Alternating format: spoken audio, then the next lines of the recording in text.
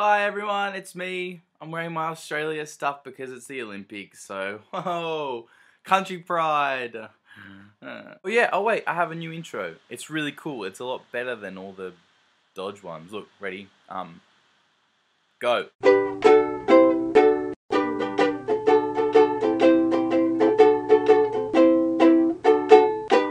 Sit tight. It might be boring. I'm just gonna warn you in advance. Feel free to pause and leave and never come to this channel again. Okay, so first things first, what did I do when I first got here? Oh, by the way, I'm in London. I arrived in London about a month ago, and I had a bit of a disastrous start because I kind of got off the airplane and had previously decided that I would be able to get to my auntie's house, which is where I'm staying at the moment, without any problem whatsoever, and that was really not the case. I kind of thought that I had just memorized the way to get there from when I was here last time, which was about 2 years ago, but I quite clearly hadn't, by the fact that I was walking up and down this street in the pouring rain, approaching young children asking if I could use their internet device. So you can just imagine this, like, you know, drowned rat type of looking person with crazy eyes because I hadn't slept all night, giant backpack on, going up to a little kid and being like, "Can I use your internet, please?" in my strange foreign accent. It just did not turn out well. So yeah, despite a rocky start, I had a really good time in London, and I'm continuing to have a good time. I mean, last night was the Olympic ceremony, opening ceremony, and that was just so good. I went out and watched it on a big screen in a public place. So I didn't really watch it. I kind of just got drunk, but I still saw, you know, how amazing it was and stuff, and I still thought it was absolutely. Yeah, to be honest, I really wasn't watching. I was getting trashed. So, I went to one couch surfing event. It was really fun. Met a ton of cool people. Got some new Facebook friends. And so that worked out really well. And then I went to a second one, which was at a nightclub. So a bit more serious. The first one was at a pub. The second one was at a nightclub. Yeah. Basically, I got to the place where the nightclub was supposed to be, and it didn't exist. And then I walked around Leicester Square for 2 hours, wondering why it didn't exist. And I was like, on the internet, these people said they would be my friends, and now they're not being my friend. I don't know why I'm telling this story. It's just upsetting. It was crap. I walked around, and I got home, and I think I watched like 3 movies, whilst muffling tears, and eating. So after a couple of weeks in London, I went up north to Norwich to see my friend Liv, whose parents were incredibly gracious and let me stay at their house and gave me a tour of Norwich and provided me with free alcohol, and so I thanked them by getting blind and beating them all in Pictionary. Ha!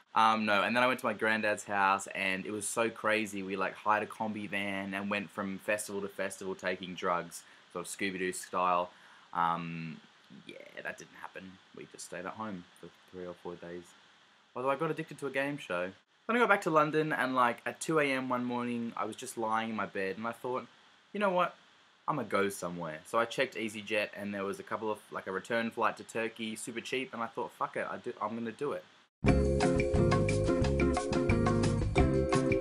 So less than a week later, after booking my flight, I was in Istanbul, smoking the hookah and drinking the beers, and it was a really great time. I went around all the beautiful mosques in Istanbul. I was staying in a place called Sultanahmet, and yeah, walking through the mosque, there was this great, beautiful mosque that used to be a cathedral called Hagia Sophia, and a ton of awesome people, a lot of Australians, almost too many, but also a ton of Americans who I thought were really cool, and some Brazilians and some Uruguayanos. And one of the good things about meeting a lot of Australians is I reabsorbed my Australian accent, because having been in London for a couple of weeks, I just had completely turned into an English person. I was at a bar once, and I was fumbling around with change. I bought myself a beer, and I was fumbling around with change, and I was like, oh man, I still don't really get your coins.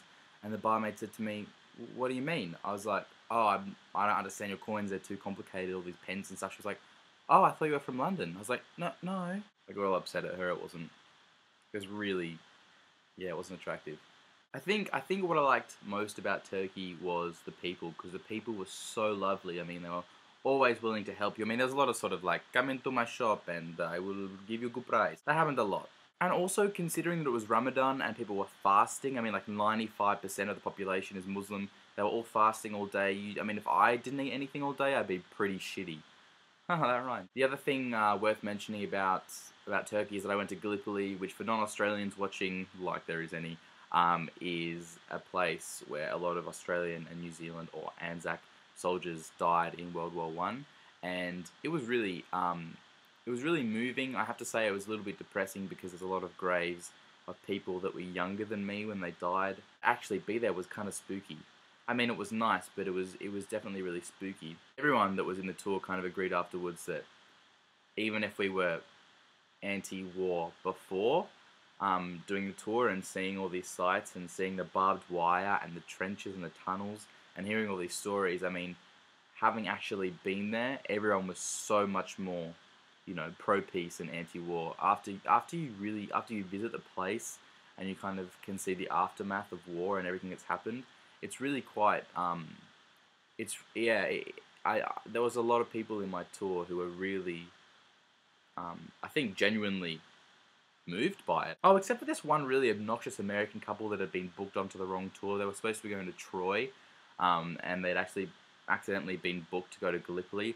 They were just complaining all day about, you know, we were supposed to go to Troy, and we don't really care about Gallipoli. And I was trying to be nice, and I was like, well, you know, at least there was American soldiers that got killed in World War One, and so this is kind of tied to your history, and at least you're kind of brushing up a little bit on your Australian history, you know, trying to be nice. And this guy's like, as if we care about Australian history. Like, are you serious? Is that really like? And I just was like, oh boy. But then I kind of comforted myself with the fact that they'll probably die before me because they were elderly. So I let it go. Yeah, this has been a long vlog. So thank you for not punching your computer screens. I hope you enjoyed me and my stupid stories and stuff.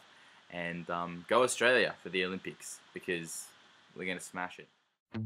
Got an illusion, I wanna decide.